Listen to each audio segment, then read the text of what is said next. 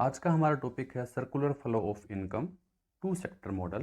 देखिए बच्चों, इकोनॉमी के अंदर चार मेन सेक्टर होते हैं: house hold sector, firm sector, government sector और एक्सटर्नल सेक्टर।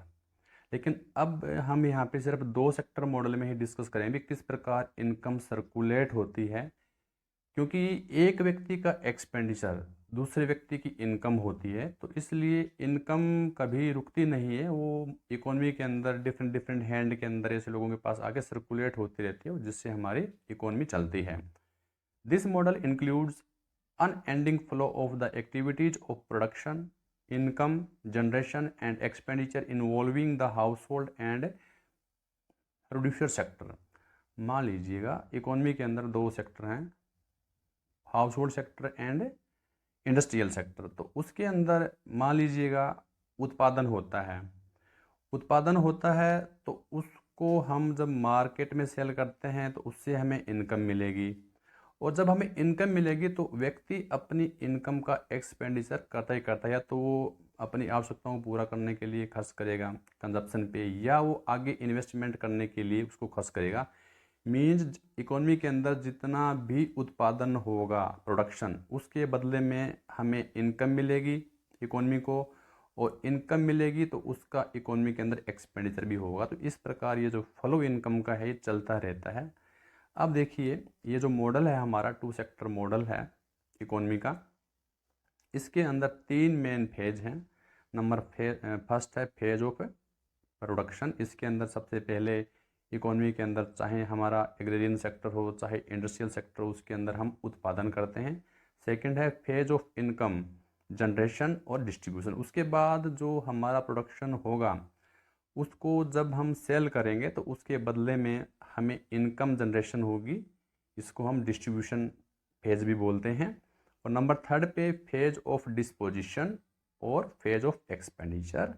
और जब हमें इनकम हमारे हाथ में आएगी तो वहाँ पे एक्सपेंडिचर भी होगा, वो इनकम डिस्पोज भी होगी in the form of consumption और इन्वेस्टमेंट।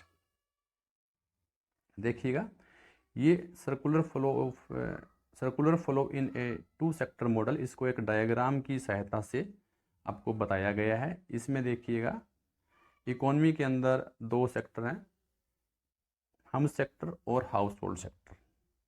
अब देखिएगा, सबसे पहले ये आपका सेक्टर है, यहाँ पे सारी इंडस्ट्री फर्म वगैरह शामिल होती है जहाँ पे वस्तुओं का प्रोडक्शन होता है।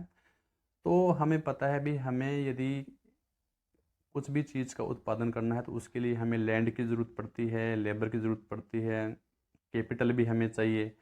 तो ये हमें कहाँ से मिलेगा? ये हाउस होल्ड सेक्टर इनको देता है सेक्टर फर्म को लैंड लेबर कैपिटल के रूप में। अब ऐसे तो कोई मुफ्त में काम नहीं करेगा, कोई मुफ्त में अपनी ज़मीन काम करने के, जैसे आपके पास लैंड है, कोई आपके पास इंडस्ट्री लगाने वाला आता है तो वो बोलता है जी हमें आपकी ज़मीन चाहिए। तो उसमें क्या होता है, जो लैंड ओनर है हाउस होल्ड सेक्टर का, वो जो फर्म सेक्टर से लैंड के बदले में रेंट लेगा, ठीक है।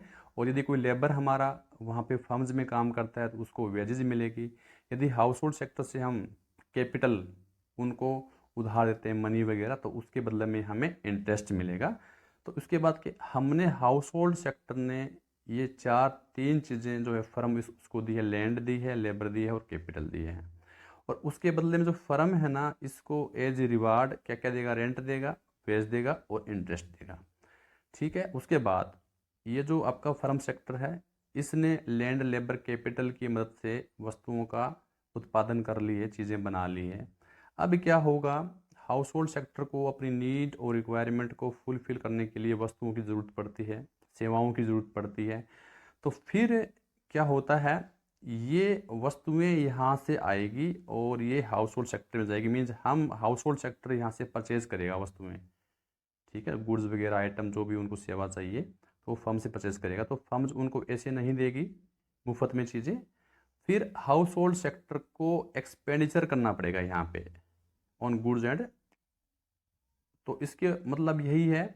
अब यहाँ देखिए, यहाँ पे इनको इनकम मिला है इन the form of rent, wages और इंटरेस्ट हाउस होल्ड सेक्टर को।